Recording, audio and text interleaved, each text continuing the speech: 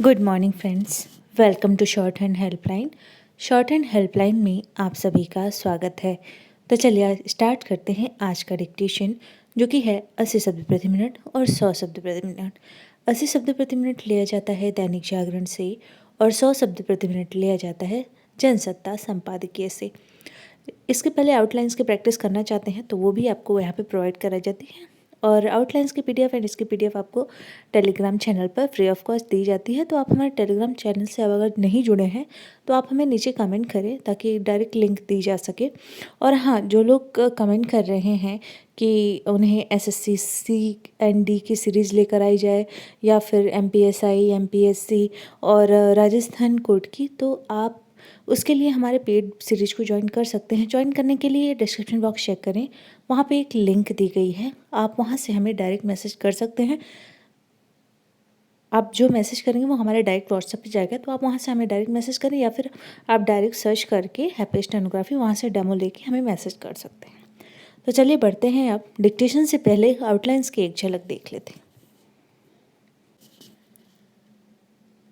Video को pause करके आप डिक्टेशन के आउटलाइंस की प्रैक्टिस कर सकते हैं, या फिर थोड़े समय बाद जैसे ही वीडियो लाइव होता है उसके 5 मिनट बाद ही या 1 घंटे के अंदर ही आपको ये पीडीएफ प्रोवाइड करा दी जाती है ताकि आप इसकी प्रैक्टिस कर सकें। पीडीएफ देखकर भी, स्क्रीनशॉट लेकर के भी आप प्रैक्टिस कर सकते हैं। तो चलिए अब बढ़ते हैं डिक्टेशन की तरफ। अगर आप हमारे चैनल पर नए हैं तो चैनल को सब्सक्राइब कर लीजिए और बगल में जो बेल आइकन है उसे दबाना बिल्कुल भी ना भूलें, ताकि जो भी वीडियोस हम अपलोड करते हैं उसके नोटिफिकेशन आपको सबसे पहले मिले।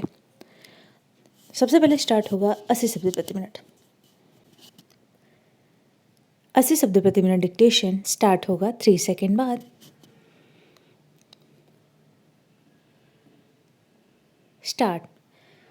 सड़क दुर्घटनाओं की सही रिपोर्टिंग के लिए देश के 6 राज्यों में प्रयोग के रूप में जो परियोजना शुरू की जा रही है उसे न केवल सफल बनाया जाना चाहिए बल्कि उसे यथाशीघ्र अन्य सभी राज्यों में लागू भी किया जाना चाहिए। सड़क परिवहन मंत्रालय IIT मद्रास की मदद से अधिक दुर्घटना वाले मध्य प्रदेश, उत्तर प्रदेश, तमिलनाडु, कर्नाटक, बिहार और राजस्थान में जो पायलट प्रोजेक्ट का दायरा बढ़ाने जा रहा है वह इसलिए महत्वपूर्ण है क्योंकि अपने देश में न तो सड़क दुर्घटनाओं की सही तरह समय से रिपोर्टिंग होती है और न ही उनकी छानबीन। इसके चलते वैसे उपाय नहीं किए जा रहे हैं जिनसे सड़क दुर्घटनाओं में हताहत लोगों को समय पर राहत मिल सके। पैरा। इसके अतिरिक्त सड़क दुर्घटनाओं पर लगाम लगाने का कोई तंत्र भी विकसित नहीं हो पा रहा है। एक तथ्य यह भी है कि मार्ग दुर्घटना संबंधी दावों का निस्तारण करने में भी अनावश्यक देरी होती है। इस देरी को देखते हुए ही पिछले दिनों सुप्रीम कोर्ट ने सभी राज्यों के मुख्य सचिवों को यह निर्देश दिया कि सड़क हादसों की रिपोर्ट तुरंत दर्ज करने की व्यवस्था करें। सुप्रीम कोर्ट ने इसके लिए थाना स्तर पर विशेष इकाई का गठन करने को कहा है। पता नहीं ऐसा कब तक हो सकेगा क्योंकि यह किसी से छिपा नहीं कि पुलिस किस तरह संख्या बल के अभाव से जूझ रही है। जो भी हो, सड़क दुर्घटनाओं की समय पर रिपोर्टिंग करने और मार्ग दुर्घटना संबंधी दावों का निस्तारण शीघ्र करने की कोई ठोस व्यवस्था बननी ही चाहिए। पैरा इससे संतुष्ट नहीं हुआ जा सकता कि पिछले कुछ समय से सड़क दुर्घटनाओं को लेकर विभिन्न स्तरों पर खूब चर्चा हो रही है, क्योंकि इन दुर्घटनाओं को रोकने के लिए जैसे उपाय किए जाने चाहिए वे नहीं किए जा पा रहे हैं। परिणाम यह है कि सड़क हादसों और उनमें हताहत होने वाले लोगों की संख्या पर लगाम नहीं लग पा रही है। नए वर्ष के अवसर पर ही देश में तमाम स्थानों से भीषण मार्ग दुर्घटनाओं के समाचार प्राप्त हुए। इनमें नववर्ष की पूर्व संध्या पर क्रिकेटर ऋषभ पंत के साथ पेश आया हादसा भी है। पैरा कुछ माह पहले सड़क हादसों को लेकर राष्ट्रव्यापी चिंता की लहर तब देखी गई थी जब उद्योगपति साइरस मिस्त्री ने एक मार्ग दुर्घटना में जान गंवाई थी। इस दुर्घटना को लेकर चर्चा तो बहुत हुई और मार्ग दुर्घटनाओं को रोकने के लिए तमाम उपाय करने की बातें भी की गईं, लेकिन जमीन पर कुछ नहीं हुआ। इसका कारण शायद यह है कि केंद्र और राज्य सरकारों को मिलकर जैसी पहल करनी चाहिए वह नहीं हो पा रही है। अच्छा हो कि केंद्र और राज्य सरकारें यह समझें कि बढ़ती सड़क दुर्घटनाएं प्रतिवर्ष लाखों लोगों को हताहत करने के साथ ही देश की छवि भी खराब कर रही हैं।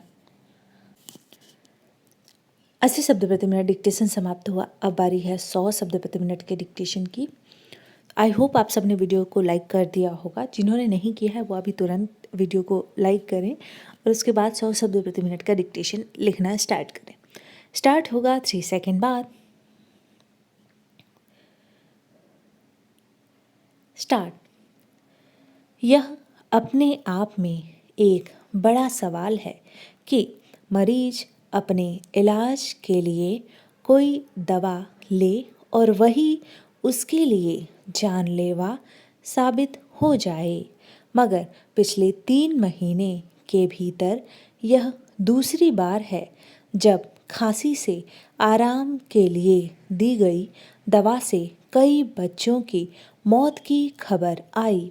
खबरों के मुताबिक उज्बेकिस्तान के स्वास्थ्य मंत्रालय ने वहां 18 बच्चों की मौत के लिए भारत में बनने वाली खांसी की दवा को जिम्मेदार ठहराया।